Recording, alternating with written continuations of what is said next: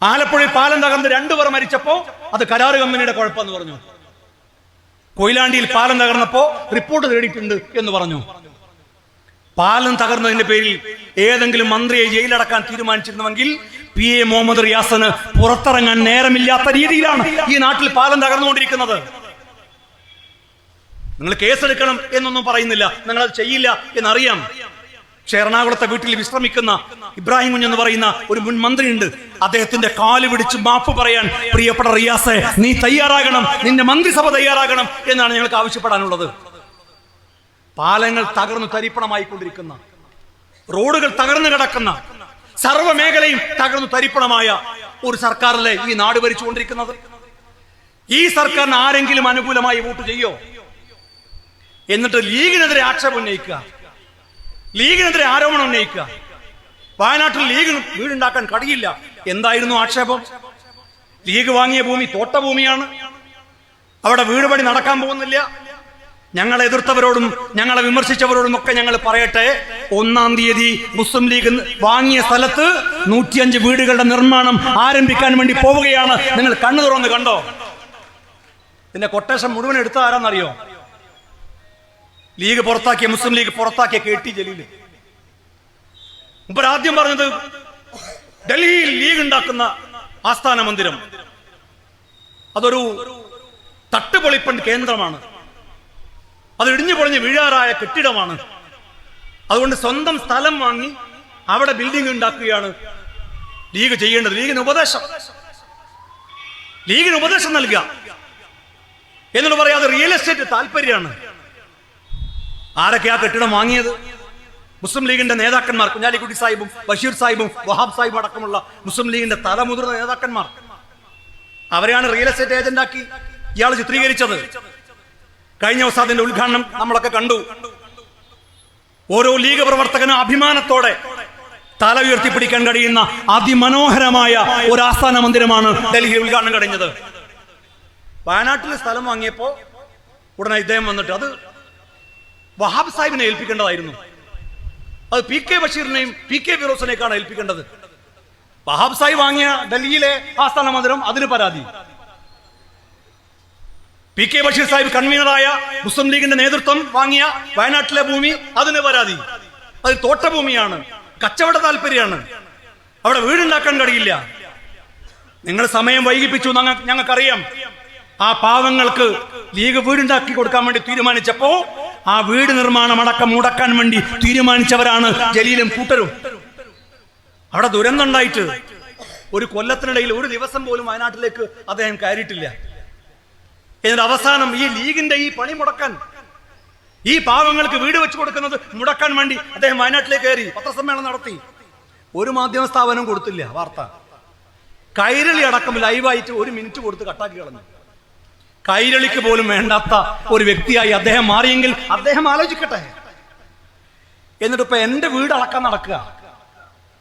ഷാജി സാഹിബിന്റെ വീട് കുറെ അളന്നു, ഇപ്പൊ എന്റെ വീടും സ്ഥലവും. 2009 എങ്ങനെ ഫിറോസ് വീട് വാങ്ങിച്ചു, സ്ഥലം വാങ്ങിച്ചു?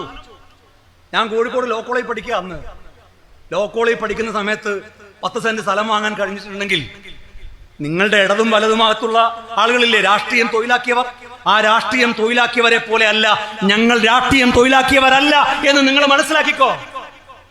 എന്നിട്ട് വിജിലൻസിന് ഒരു പരാതി, ഫിറോസിന് കൂലിയും വേലയില്ല. എന്താണ് കൂലിയും വേലയും? ഒരു ഭാഗത്ത് പറയാ ഫിറോസിന് കൂലിയും വേലയില്ല, വേറൊരു ഭാഗത്ത് പറയാ ഫിറോസിന് ടൂറിസം ട്രാവൽസ് ഉണ്ട്, വില്ലാ പ്രൊജക്ട് ഉണ്ട്. ഒരു ഭാഗത്ത് ഇല്ല എന്ന് പറയാ, വേറൊരു ഭാഗത്ത് ഉണ്ട് എന്ന് പറയാ. എന്നിട്ട് അതിലാരും ചേരരുതെന്ന് പറയാ.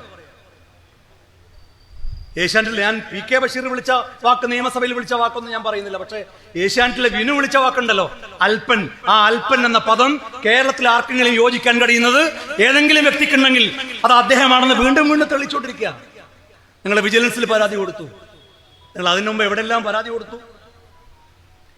യൂത്ത് ലീഗിന്റെ ദേശീയ കമ്മിറ്റി പിരിച്ച കത്തുവ ഫണ്ട്, പാവപ്പെട്ട കത്തുവയിലെ ഇരയെ സഹായിക്കാൻ, അവരുടെ കുടുംബത്തെ സഹായിക്കാൻ, ഉന്നാവോയിലെ കുടുംബത്തെ സഹായിക്കാൻ, രോഹിത് വെമുലയുടെ കുടുംബത്തെ സഹായിക്കാൻ യൂത്ത് ലീഗിന്റെ ദേശീയ കമ്മിറ്റി അവരുടെ അക്കൗണ്ടിലേക്ക് പിരിച്ച പണം, അതിന്റെ പേരിൽ എനിക്കെതിരെ നിങ്ങൾ കേസ് കൊടുത്തില്ലേ? അവസാനം പിണറായിയുടെ പോലീസ് അന്വേഷിച്ച് എന്തായി?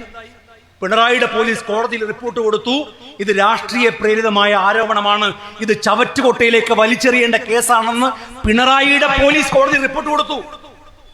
എന്നിട്ട് നിങ്ങൾ കോടതിയിൽ പോയി, മജിസ്ട്രേറ്റ് കോടതിയിൽ പ്രൈവറ്റ് കംപ്ലൈന്റ് കൊടുത്തു.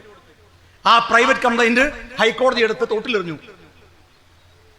ED നിങ്ങൾ പരാതി കൊടുത്തു, ഇപ്പൊ വിജിലൻസിന് പരാതി കൊടുത്തു. നിങ്ങൾ എവിടെ വേണമെങ്കിലും പരാതി കൊടുത്തോ, പക്ഷേ നിനക്ക് കൂട്ടിയാൽ കൂടില്ല. കാരണം ഇത് പാർട്ടി മുസ്ലിം ലീഗാണ്, ഇത് മുസ്ലിം ലീഗിന്റെ പ്രവർത്തകരാണ്. AT ജലീലിനെ പോലെ, അദ്ദേഹത്തിന്റെ കൂടെയുള്ളവരെ പോലെ സർവീസ് കൊടുക്കാതെ, സേവനം കൊടുക്കാതെ ലക്ഷക്കണക്കിന് മുതലാളിമാരുടെ കയ്യിൽ നിന്ന് വാങ്ങുന്ന ഏർപ്പാടുള്ളവരല്ല മുസ്ലിം ലീഗിന്റെ നേതാക്കന്മാരും പ്രവർത്തകരുമെന്ന് അദ്ദേഹം മനസ്സിലാക്കിയാൽ നന്ന്. പിന്നെ രാഹുൽ മാങ്കൂട്ടത്തിനെതിരെ ഒരു ആരോപണം വന്നു, ദാ കിട്ടിപ്പോയി എന്ന രീതിയിൽ വ്യാപകമായ അക്രമങ്ങൾ, സമരങ്ങൾ. അദ്ദേഹത്തിനെതിരെ ആരോപണം വന്നപ്പോ യൂത്ത് കോൺഗ്രസിന്റെ പ്രസിഡന്റ് സ്ഥാനം ധാർമ്മികമായി അദ്ദേഹം രാജിവെച്ചു. കോൺഗ്രസ് പാർട്ടി അദ്ദേഹത്തെ പുറത്താക്കി. കോൺഗ്രസ് എന്ന് അദ്ദേഹം നിരപരാധിയാണെങ്കിൽ അദ്ദേഹം തിരിച്ചു വരട്ടെ. പക്ഷെ കോൺഗ്രസിന് ചെയ്യാൻ കഴിയുന്നത് കോൺഗ്രസ് പാർട്ടി ചെയ്തു.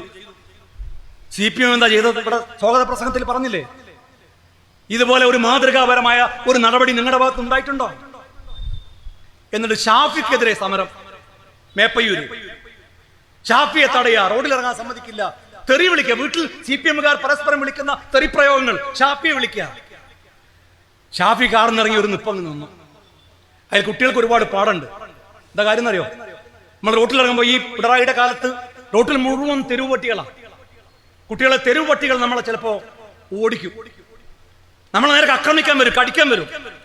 അപ്പൊ തിരിഞ്ഞോടരുത്. ഷാഫി നിന്ന പോലെ ഒരു നിപ്പ് നിന്നാൽ ഏത് തെരുവ് പട്ടിയും വാലും ചുരുട്ടി ഓടും എന്നല്ലേ നമ്മൾ മേപ്പയ്യൂരിൽ കണ്ടത്? ഈ കോപ്രായങ്ങളെല്ലാം UDF മറികടക്കും, ഒരു സംശയം വേണ്ട. വരാൻ പോകുന്ന പഞ്ചായത്ത് തെരഞ്ഞെടുപ്പ് മാത്രമല്ല, 2026 ഐക്യജനാധിപത്യ മുന്നണി ഈ സർക്കാരിനെ താഴെ ഇറക്കി ഐക്യജനാധിപത്യ മുന്നണിയെ അധികാര കസരയിലേക്ക് ഈ നാട്ടിലെ ജനങ്ങൾ കൊണ്ടുവരും.